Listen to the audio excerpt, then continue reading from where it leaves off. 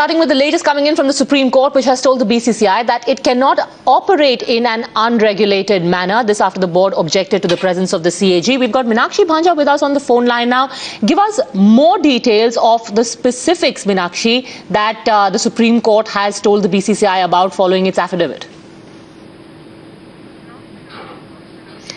We'll try and go back to Meenakshi in just a bit, but let's also tell you that the BCCI, remember, had objected to a host of reforms that had been put forth by the Lodha committee in its report. In fact, the Supreme Court, remember, in very strong words, had told the BCCI to implement that report in toto. Now, the BCCI only wanted the CAG as an advisory body and opposed the voting right granted to it by the Lodha committee. The board has been asked by the apex court to submit details also of the expenses that it has incurred in the last 5 years.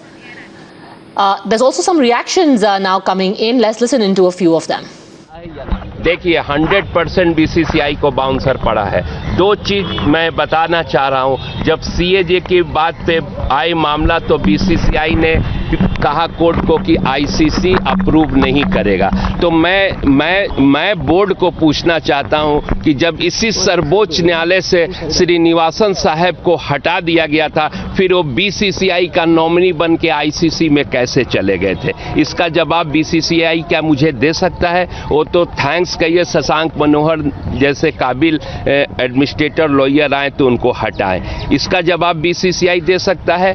और जब एक vote एक state, इस पे BCCI U turn ले रहा था, तो बीसीसीआई जो अपना संविधान है उसमें कहता है कि to select the Indian cricket team and provide the infrastructure and development all over the country. लेकिन आप उठा के देख लीजिए, 20 स्टेट से 27 रणजी ट्रॉफी टीम आती है, वही इंडिया के लिए खेलती है। तो मैं आज भी 18 मार्च को पीछे भी हमारा बिहार जस्टिस लोढ़ा कमेटी के पूरे समर्थन में है और आगे भी हम उसके समर्थन में रहेंगे।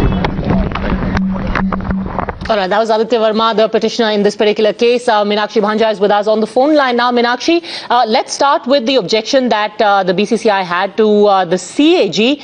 What was the reason given for their objection? Well, Padmaja, there has been a slew of objections today that have come up for consideration, and they have been orally for now shot down by the Chief Justice's bench of the Honorable Supreme Court. You rightly pointed out one step opposition that the BCCI is resisting in the Lodha Committee recommendations is the presence of the CAG in its panel. And according to BCCI, if there is any government presence in its administrative panel, then they will have difficulty before the International Cricket Council. To that, there was a sharp counter from the Honorable Supreme Court because the court was of the opinion that BCCI cannot be allowed to function unregulated. And the Honorable Chief Justice of India, Padmaja, no less than the Honorable Chief Justice of India, made an observation that BCCI could not be allowed to perform its functions in an unregulated manner. And the presence of the CAG, if it comes down from the Supreme Court of India, then there is no way the ICC can resist that.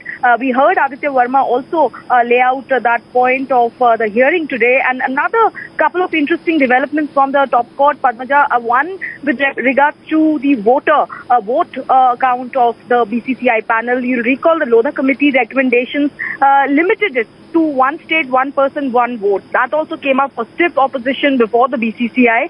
BCCI, interestingly, wanting to make all their rebuttals and their contentions before the Lodha panel itself, but the Supreme Court currently very much in control. And there was another hint of unending advertisements during cricket matches, which the Supreme Court has today hinted that going forward it would like to perhaps intervene in that aspect too. BCCI today again stiffly opposing that proposal also, Padmaja, saying that they have already taken money from the corporates.